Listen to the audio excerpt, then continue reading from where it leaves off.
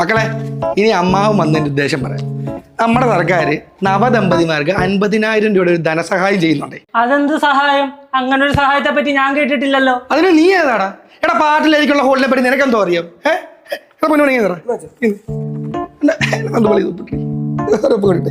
₹500 മുദ്രപത്രവും ജെറിനെ ഞാൻ പറഞ്ഞില്ലേ ഇവന്മാര് വന്ന എന്തോ വള്ളിക്കെട്ട് സീനും കൊണ്ടാന്ന്.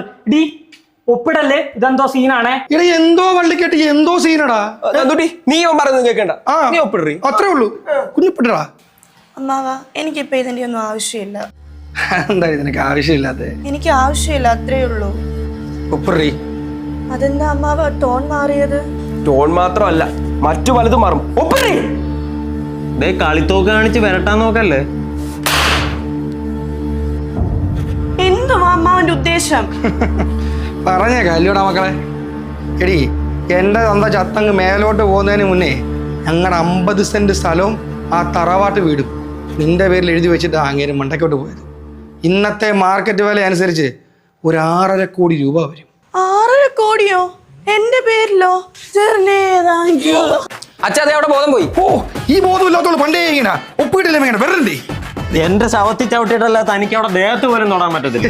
പിള്ളേരുടെ ഓരോ ആഗ്രഹങ്ങൾ.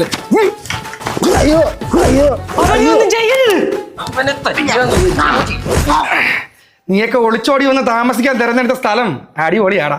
ഈ പരിസരത്തെങ്ങും വേറെ വീടില്ലാത്തോണ്ട് നിന്നെയൊക്കെ ഇവിടെ തട്ടിയാലും ആരും അറിയാൻ പോണില്ല. നിന്നെ ഒന്നും രക്ഷിക്കാൻ ആരും മരണം കൊള്ളണം.